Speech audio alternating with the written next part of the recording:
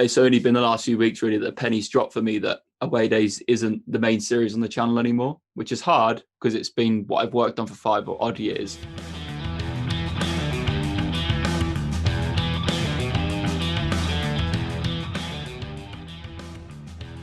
This might sound like a really strange question, but do you ever miss football being just a hobby? Like, because now it is your life and it's your work, or are you happy that the lines are so blurred that the sort of gap between work and play is sort of quite hard to determine? It's crazy in terms of the fact that it is my job now. It's just so mental. Like, it's not really until you talk about it where it's like, that's my job. But the only thing I will say is, like, there's more pressure now when we go to football, but something has to happen. Like, if not, the video doesn't perform. Like, whereas before, me and Ben would be at football, like who I go with most weeks, and we just watch the game. And if anything happened, that was great. But now it's like, I'm almost like recording all the time at this point because I need something to happen for the video, or like we need to. It's not less authentic, but like if Ben makes a joke off camera, I'll be like, oh, can you just repeat that on camera because that will be funny for the video. So I think this is the case of becoming more structured. But yeah, I miss just, there's no pressure. Like most football fans, their day ends when the football ends, whereas me, it starts really. Like I have to edit on the way home. I have to like make sure everything's sorted. I have to then sort the video. And then there's the pressure of, I don't know if there's other people get it, but as soon as I put a video live, I just put my phone down for like 2 hours. Like I hate, like the YouTube have this stupid feature where they tell you how well your video is done in comparison to your last 10. And I get so anxious trying to go and I just avoid that page at all costs because I know I'm like, you'll put a video up sometimes and you know it's a bit of a stinker, but you have to put it up because I've got a brand and it's Away Days and whatever. And then you see the 10 out of 10 thing. I'm like, oh, God. Even if it's like 10 out of 10 by like a lot of my videos, they'll do around the same views, but like it'll be like 200 views less. And I'll be like, why? So I think like there's a lot of pressure. There's more pressure now for me, but that's part and parcel. I'm not complaining about the fact that my job is like the coolest job I could probably have imagined. But I think the pressure for me at the moment in terms of it becoming a job is that I never wanted to be a YouTuber and I still don't. Like I want to be a presenter, but the problem with that is I'm not as good as other people. So it's like I'm in this weird position where I'm like, I do Away Days as a job. I know it's not sustainable to do it as a job for like 2 or 3 years. So it's kind of like all or nothing at the moment. But it is a really fun position to be in. And I know if things don't go well, I can just do social media again, which is hopefully for something more interesting than lorries. Yeah. I mean, if it did come to that, I'm sure you'd have, with the experience you've got now doing Away Days, you'd have surely no problem slotting into a football related role if you wanted to do so. Do you have a favourite series to make on your channel? Because it seems like we've said, Away Days is like your sort of bread and butter. But then the shirt stuff has led to some interesting opportunities for you. Like you've done some presenting, didn't you, for classic football shirts at one point? But I'm sure that football shirt obsession has taken you down different paths. But do you have a favourite series to make? I think Away Days still is my favourite series. Like I love football shirt stuff and I love getting football shirts, and to be honest, that's probably the main series on the channel now is the football shirts. Like if you look at the views of the videos, a football shirt video will always do 20k plus, and Away Day, well, like a football shirt video will always do 20k, sometimes do 50k, and a really good one will do 100k, whereas an Away Days will average between 15k and 30k, unless it's like a massive European one, which as a series, if I could do them every week, it'd be great.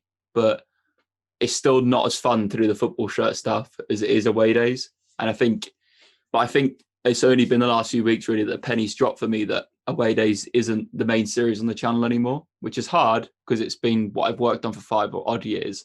And I always wanted a second series that I could go alongside Away Days. It's just, it's also very hard trying to intertwine 2 very different series. Like there's Away Days, which is I go to football. There's football shirts where I do the exact opposite, and they're 2 separate audiences in one audience. But I think Away Days is still my favorite of the 2 to do anyway. But if the views continue to fall, then maybe that's a different conversation. But because obviously as a creator, the views do factor in your enjoyment of something, I think, because you have to look at them, and that's the only thing I would say. Mm-hmm. Yeah. Okay. Well, as Away Days is your favourite series to create, I wanted to run through some questions quickly to sort of get your opinion on your away day experiences. So just say whatever comes to your head, and maybe we'll dissect a few. We'll see how they go. The best atmosphere. FC Porto against Benfica was pretty mental. Okay, yeah, that did look good. Yeah, that did look good. Worst atmosphere. Chelsea. Ooh, interested. Yeah, I've been to a Chelsea game once, actually, to watch Sunderland in the away end for some reason, and it was dreadful. Actually, the stadium was rubbish as well, I thought. It's just one chant on loop. Like I'm friends with a few Chelsea fans, and like nothing against them. It's just you need something more creative than just saying Chelsea over and over again.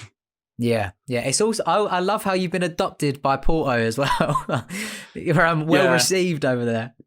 Yeah, that's odd. It's I think Portuguese football is just so interesting. Like I don't think Porto fans realise, like in England they are a big club. Like growing up, they won the Champions League, and like most people in this country know of them, but I don't think they realise that. So when I went over there, they were like, this English guy is showing an interest in us. And I was like, yeah, but we all know who Porto are. Like every football fan does. So yeah, it is just mental. Like it's like, and also that's something I realised. I think this will be I know that sounds really entitled, but the first year I haven't been there in like 5. So that's something that is a shame, because I do genuinely love going there. But yeah, hopefully next year. Yeah, I'm sure they'll welcome you back with open arms. What about the best game? The best game you've been to? Charlton Oxford was mental. When Oxford won in the last minute, that was crazy. Oh, lovely stuff. And the most boring game? I can't even remember who they played, but it was Barnet a few years ago. They lost 1-0 in the FA Cup, maybe against someone, Morecambe, the Hartlepool, someone stupid. And I just remember, like, I think I said to Ben at half time we should leave because nothing's going to happen, and still nothing happened. They're awful. When you get like a 0-0, you go all the way to somewhere and just watch a 0-0 draw. That's properly mundane. Mm-hmm. And this one is definitely in your wheelhouse. The best food. I once had a peppered steak pie at the Emirates, which I can still remember. That was nice. That Norwich's pies are good. Like, to be fair to Delia, and yeah, I'd say probably the peppered steak pie at the Emirates is one I remember the most. Okay, I'll have to try that next time I'm there. And you probably see where this is going now. Worst food.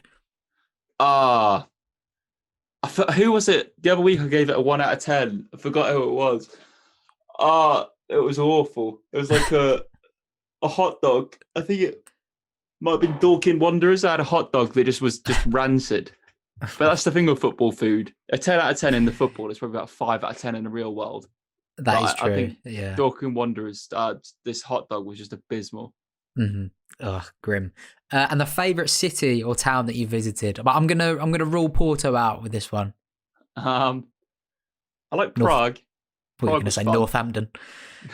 There's a lot going on in Prague. You get a massage wherever you want. Nice.